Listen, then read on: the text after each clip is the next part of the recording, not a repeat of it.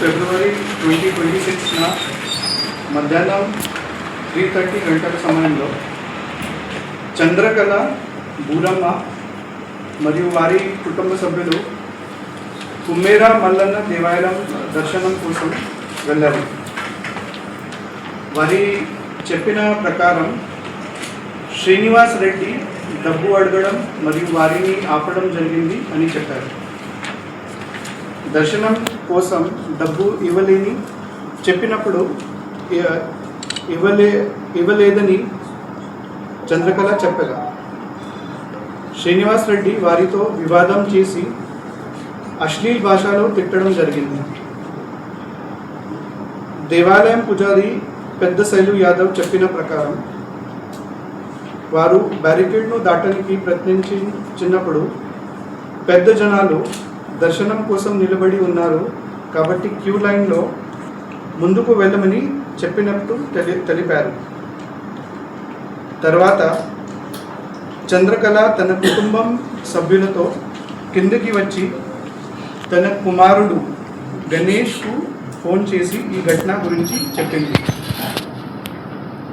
దాని తర్వాత ఆ రోజు 18 ఫిబ్రవరి 2026 సాయంత్రం 4 గంటలు సమయంలో గణేష్ కుమేరా గ్రామం వార్తలు వాట్సాప్ గ్రూప్లో శ్రీనివాస్ రెడ్డిని అశ్లీల్ భాషలో తిట్టుతూ తన స్వరంతో ఒక ఆడియో మెసేజ్ పోస్ట్ చేశాడు.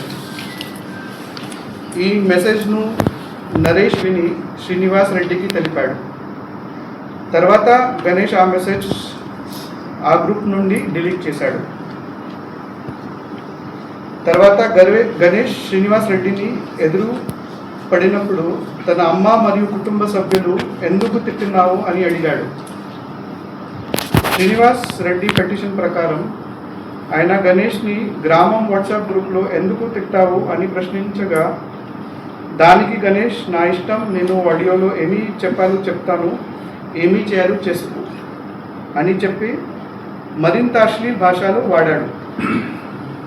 తర్వాత ఒక రాయి తీసుకొని శ్రీనివాస్ రెడ్డి తల మీద కొట్టాడు. దానివల్ల రక్తం గాయాలైంది. ఈ సమయంలో గణేష్ మరియు చంద్రకళ కూడా శ్రీనివాస్ రెడ్డి మరియు ఇతరుల చేత కొట్టబడ్డారు. తర్వాత రెండు పక్షాల మధ్య గొడవ జరిగాయి. ఈ సందర్భంలో శ్రీనివాస్ రెడ్డి తల మీద బ్లీడింగ్ ఇంజూర్ అయి రక్తస్రావం జరిగింది. దీన్ని చూసి ఇతరులు గణేష్ని కూడా కొట్టారు.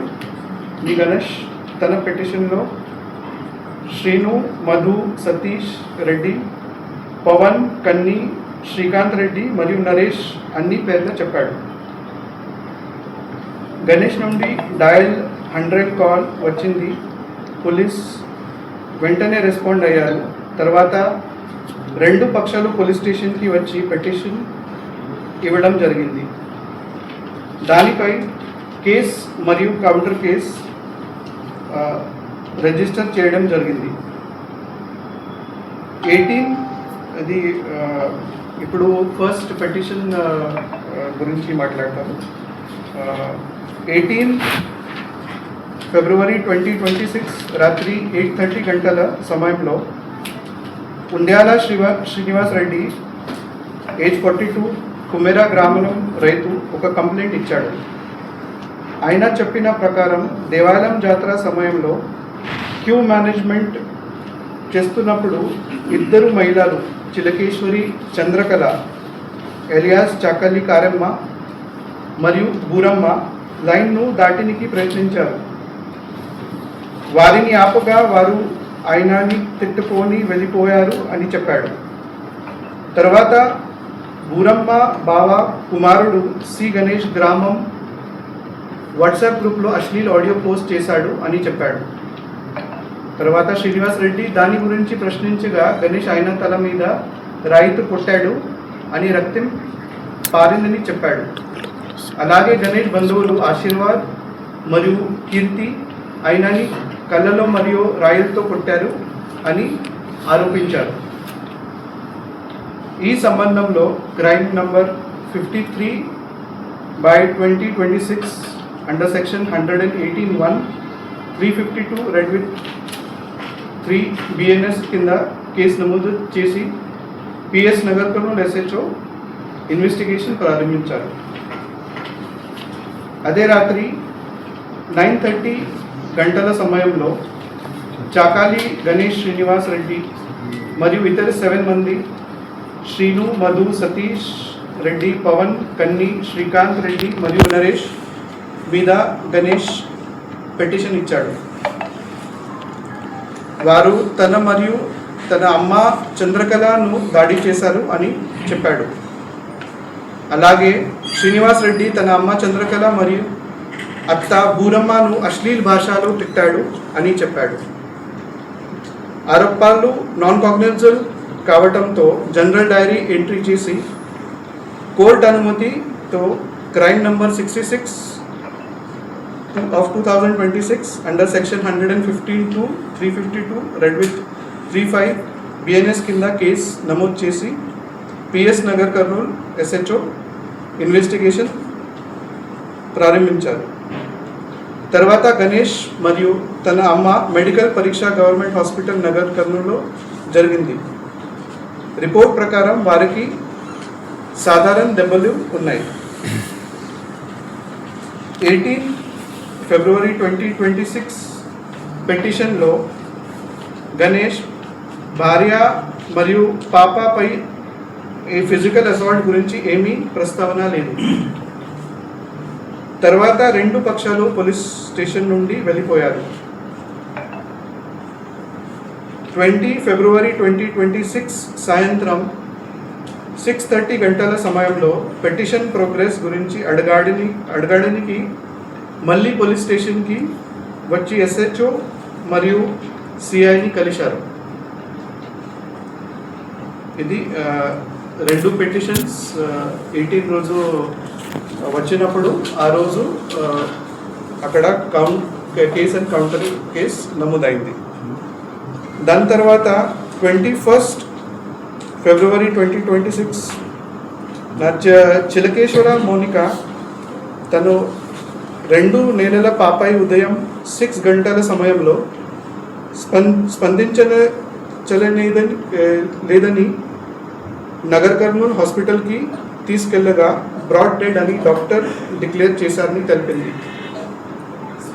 హాస్పిటల్ రికార్డ్ ప్రకారం 21 ఫిబ్రవరి 2026కి ఉదయం 7:55 గంటల సమయంలో డాక్టర్ పాపను చనిపోయేదని డిక్లేర్ చేశారు.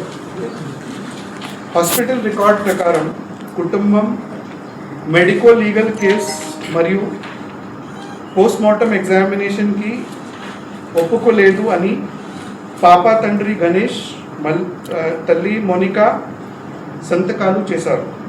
తర్వాత పాపను మార్చురీలు పెట్టారు. ఉదయం 8:30 గంటల సమయంలో కుటుంబం సభ్యులు అందరూ పోలీస్ స్టేషన్కు వచ్చి పాప మృతి గురించి తెలిపారు. ఈ సంబంధంలో crime number 60 of 2026 under section 194 BNS కింద అంటే unnatural death under suspicious circumstances కింద కేసు నమోదు చేసి ఇన్క్వెస్ట్ మరియు PME గవర్నమెంట్ హాస్పిటల్ నగర్ కర్నూలులో నిర్వహించారు. పోస్ట్మార్టం ప్రిలిమినరీ రిపోర్ట్ ప్రకారం no any internal or external antemortem injuries అని ఫోరెన్సిక్ ప్రొఫెసర్ తెలిపారు. హిస్టోపాథాలజీ మరియు విసెరా శాంపిల్స్ FSLకి పంపబడ్డాయి. Final PME opinion FSL report కోసం వెయిట్ చేస్తాం. సో ఆ రోజు మార్నింగ్ జరిగిన ఇన్సిడెంట్ తర్వాత ఈ 194 BNS కింద ఒక కేసు నమోదైంది. Medical history of the baby according to government hospital Nagar Kurnool పాప 31st వీక్లో ప్రీమెచ్యూర్గా తక్కువ జన్మ వెయిట్తో 1.44 kgలో 21 డిసెంబర్ 2025లో పుట్టింది. రెస్పిరేటరీ డిస్ట్రెస్ వల్ల NICUలో పెట్టారు. దాని తర్వాత ఇమీడియట్గా నిలోఫర్ హాస్పిటల్ హైదరాబాద్కి రెఫరల్ చేసి అక్కడ దాదాపుగా 30 రోజులు ట్రీట్మెంట్ ఇచ్చారు. ఈ హాస్పిటల్ రికార్డ్ నగర్కర్ను తర్వాత నిలోఫర్ హాస్పిటల్ రికార్డ్ ప్రకారం ఆరోగ్య సమస్యలు రెస్పిరేటరీ డిస్ట్రెస్ సిండ్రోమ్, న్యూనేటల్ హైపర్బిలిరూబినియా అంటే jaundice, late onset neonatal sepsis అంటే న్యూమోనియా,